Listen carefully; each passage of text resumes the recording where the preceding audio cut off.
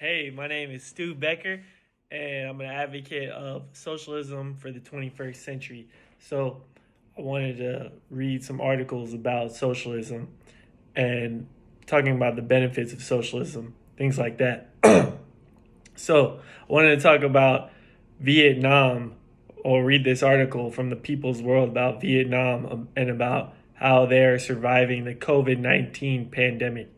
Um, I think it's really crazy because it's a country of about 98 million people, and they have zero deaths, apparently, from no deaths from as a result of the pandemic. Nobody has died from COVID-19. So I think that's pretty crazy because it's right near China. It shares a border with China.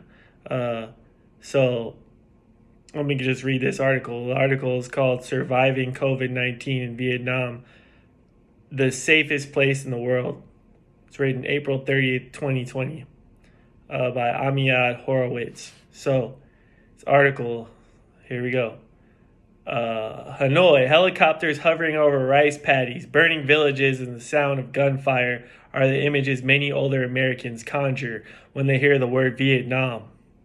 Hollywood provides grist for our imagination about this country.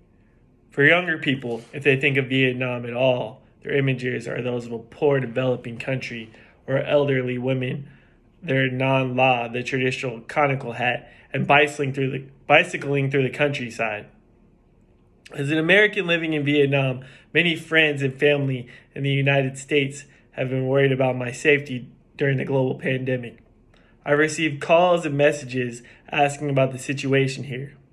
All are surprised when I tell them that I'm thankful to be in the safest place in the world. Their question is, how could that be? After all, Vietnam shares a long land border with China, ground zero for the pandemic. They don't understand how a poor nation like Vietnam can be effectively handling this global crisis while rich and powerful nations in the West are facing the most crippling disaster since World War II. The answer is a simple one. The Vietnamese government and the Vietnamese people have made stopping the spread of the virus their number one priority from day one. Everything else comes second. COVID-19 began to spread just as millions of Vietnamese were getting on planes to return home from celebrating Tet, the Vietnamese Lunar New Year. Immediately, the government began to take visible action. Schools remained closed as families returned home. Signs appeared around the city, and announcements were made on the news asking that anyone who had been to Wuhan contact the Ministry of Health to be tested for infection. The government launched a website and a mobile app for people to report their travel history and their current health situation. Public health services also immediately ramped up. Anyone that checked into a hotel or went to a medical facility was handed a health declaration and had their temperature taken. At the entrance to supermarkets, people had their temperature taken and recorded before shopping. Whenever someone was found to be infected, regardless of their symptoms, they were immediately hospitalized. Their neighborhood was quarantined, and the government contacted anyone that person had been in contact with and placed them under medical observation.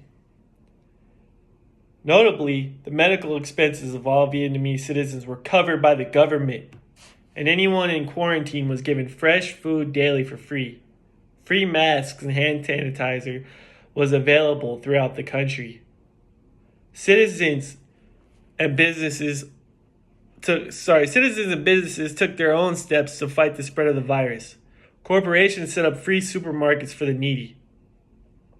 A pseudo ATM machine that freely distributes rice was invented, and units were installed around the country. As the virus progressed and the response grew, people volunteered to go to quarantine camps to help translate between medical officials and any foreigner that found themselves under medical observation. Other citizens made face masks at home or gave them away for free. The government told the Vietnamese people that they all needed to be soldiers to win the war against COVID-19. It was clear from the beginning that citizens answered the call to mobilize as all Vietnamese, rich and poor, stepped up to help.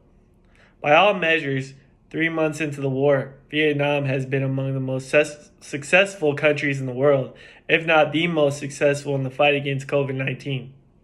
Meanwhile, the United States, the richest, most powerful country in the world, struggles to provide even basic protective medical equipment to its medical professionals and has yet to institute an effective comprehensive testing regimen for its citizens.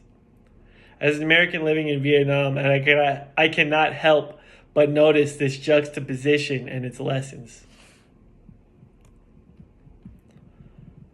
Every student in Vietnam studies what's called Ho Chi Minh thought, the country's national ideology, which is named for the leader of the country's decades-long struggle for national liberation. In 1958, in the midst of that fight for independence and a reunification, Ho expressed what has become a central aspect of the moral and ethical code in the country.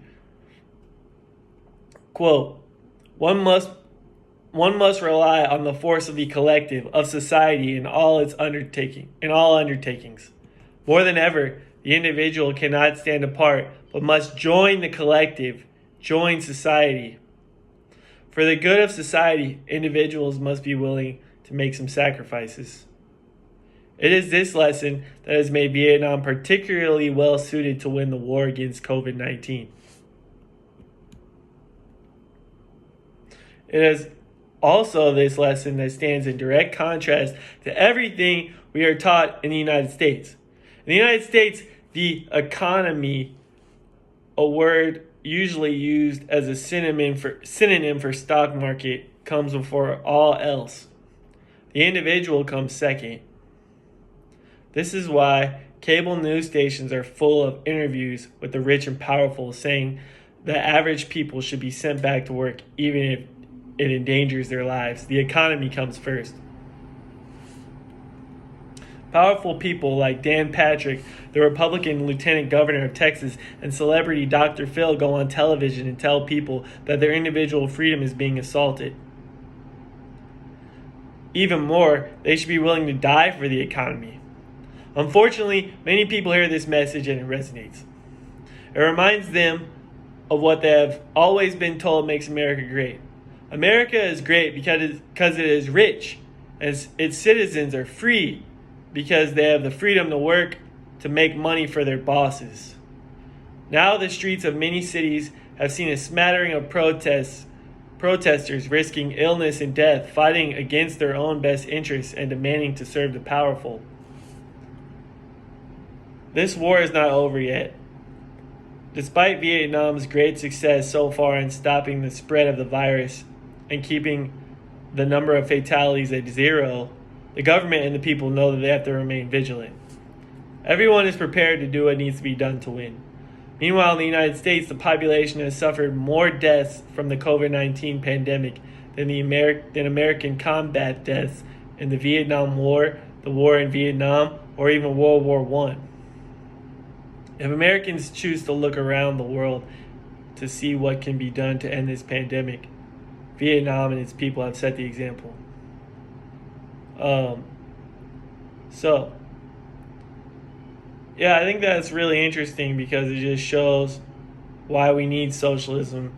And socialism is when the government is controlled, the government or the state is controlled by the working class, which takes a working class party takes state power, and the major banks, factories, and industries are nationalized, and they produce for the needs of society, for the good of society, not for the profits.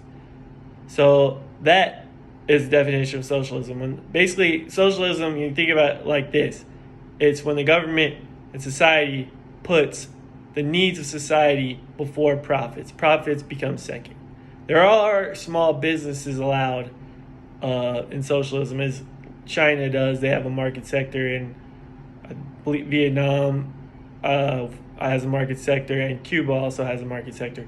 But the key thing is the major banks, factories, and industries. The banks, factories, and major industries are controlled by the state, and they produce for the good of society. They're nationalized by the state. They produce for the good of society. So anyway, it just shows that socialist countries are more prepared to deal with these disasters than capitalism. Because capitalism is all about profits. Profits over people. That's all they care about. Making money before all else. So, hope you enjoyed the article. And, yeah, have a great day.